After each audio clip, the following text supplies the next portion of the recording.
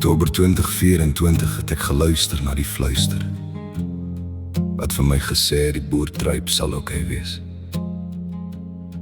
Ek het gerede kavel of ek reg gehoor het, maar met bevestiging uit God se woord wat sê dat God die vyand sal uitwis, weet ek het was 'n bevestiging dat ek die fluister reg gehoor het.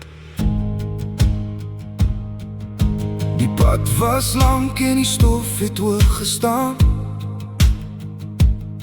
Ek het gewonder hoe ek verder moet gaan.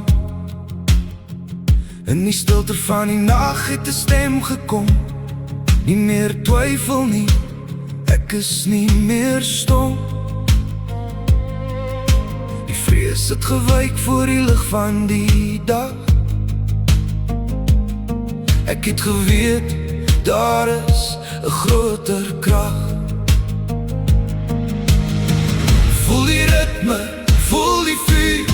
Dit is die oomblik, dit is die hier. Die bevestiging is hier, die weg is gebaan. Kyk hoe die donker voor die waarheid vergaan. Staan op, voel die krag in jou hare. Die waarheid vis uit al die donker jare. Met geloof as my skuld en 'n lied in my hart, maak ons vandag 'n splinternuwe start. Kyk vorentoe, moenie weer gaan lê. Dis tyd om te doen wat die fluistering sê. Die boer se pad is soms vol klippe en sand, maar daar is hoop vir die mense van die land. Ek het gerede kavel, ek was onseker en bang, maar die woord het my siel in sy liefde gevang. Geen vyand kan staan teen die plan van die Heer. Ons saai nou die vrede en ons vra vir meer.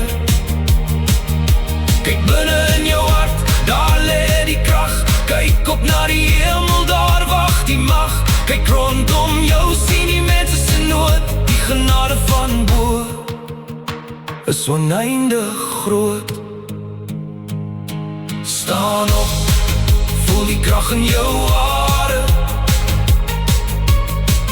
Die waarheid was uit al die donker jare. Met geloof as my skuld en 'n lied in my hart, maak ons vandag 'n splinternuwe start. Kyk vorentoe, moenie weer gaan lê. Dis tyd om te doen wat die fluistering sê.